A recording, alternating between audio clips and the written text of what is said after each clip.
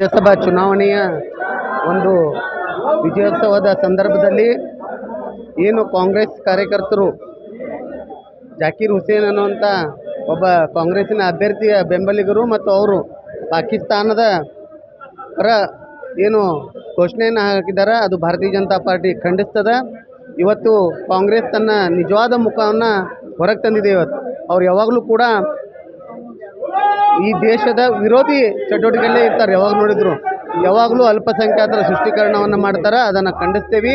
ಅಷ್ಟು ಕಾಂಗ್ರೆಸ್ಸಿಗರಿಗೆ ಪಾಕಿಸ್ತಾನ ಬಗ್ಗೆ ಅಭಿಮಾನ ಇದ್ದರೆ ಅವರು ಪಾಕಿಸ್ತಾನಕ್ಕೆ ಹೋಗಲಿ, ಇಲ್ಲಿರೋದೇ ಬೇಡ. ಅವರು ಪಾಕಿಸ್ತಾನಕ್ಕೆ ಹೋಗ್ಲಿ ಬೇಕಾದ್ರೆ, ಇಲ್ಲಿದ್ದು ಈ ಘೋಷಣೆ ಹಾಕೋದು ಬೇಡ. ಇಲ್ಲಿ ಅನ್ನ ತಿಂದು ಇಲ್ಲಿ ಬೇರೆ ಮಾಡುವಂಥ ಕೆಲಸವನ್ನು ಮಾಡಲಿಕ್ಕೆ ಹೋಗಬೇಡ್ರಿ. ಕಾಂಗ್ರೆಸ್ಸಿಗರಿಗೆ ಅಷ್ಟು ಪಾಕಿಸ್ತಾನದ ಮೇಲೆ ಇಷ್ಟ ಇದ್ದರೆ ಅವ್ರು ಅಲ್ಲಿ ಹೋಗಲಿ. ಮುಂದೊಂದು ದಿನ ಪಾಕಿಸ್ತಾನ ಭಾರತಕ್ಕೆ ಸೇರ್ತಿತ್ತು ಅನ್ನೋದನ್ನು ಮಾತನ್ನು ಈ ಸಂದರ್ಭದಲ್ಲಿ ನಾನು ಹೇಳಿಕ್ಕೆ ಇಷ್ಟಪಡ್ತೀನಿ.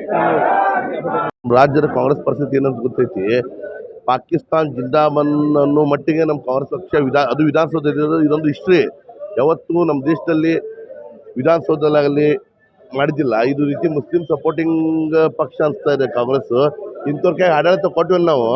ಆಲ್ರೆಡಿ ಇದು ನಮ್ಮಂಥ ಹಿಂದೂ ಸಮಾಜವನ್ನು ಕೊಗ್ಗಲಿ ಮಾಡ್ತಾ ಇದ್ದಾರೆ ಕಾಂಗ್ರೆಸ್ ಪಕ್ಷದವರು. ನಾವು ಒಂದೇ ಬಯಸ್ತೀನಿ, ಕಾಂಗ್ರೆಸ್ ಪಕ್ಷದವರು ಜಾತಿ ರಾಜಕಾರಣ ಮಾಡಿ ವಿರೋಧಿಗಳನ್ನು ಪಾಕಿಸ್ತಾನ ಮನೆ ತಂದು ಇಲ್ಲಿ ಪಾಕಿಸ್ತಾನ ಜಿಂದಾಬಾದ್ ಅನ್ನಲಿಕ್ಕೆ ನೀವೇನು ಮಾಡ್ತಿದ್ರಲ್ಲ, ಇದು ನಿಮಗೆ ಶೋಭಿತರಲ್ಲ.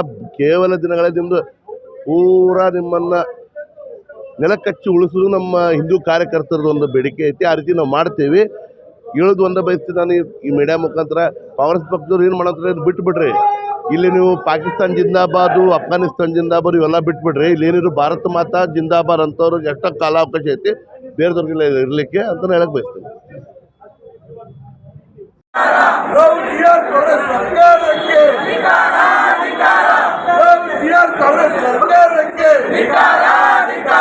ದೇಶ ವಿರೋಧಿ ಕಾಂಗ್ರೆಸ್ ಸರ್ಕಾರಕ್ಕೆ, ಪಾಕಿಸ್ತಾನ ಕಾಂಗ್ರೆಸ್ ಪಕ್ಷಕ್ಕೆ, ಪಾಕಿಸ್ತಾನ ಕಾಂಗ್ರೆಸ್ ಪಕ್ಷಕ್ಕೆ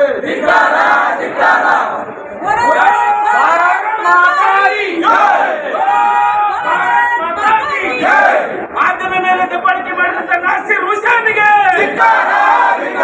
ಮಾಧ್ಯಮ ಮೇಲೆ ದಬ್ಬಾಳಿಕೆ ಮಾಡಿದಂತ ನಾಸಿರ್ ಹುಸೇನ್ಗೆ ಧಿಕ್ಕಾರ, ಧಿಕ್ಕಾರ, ಧಿಕ್ಕಾರ.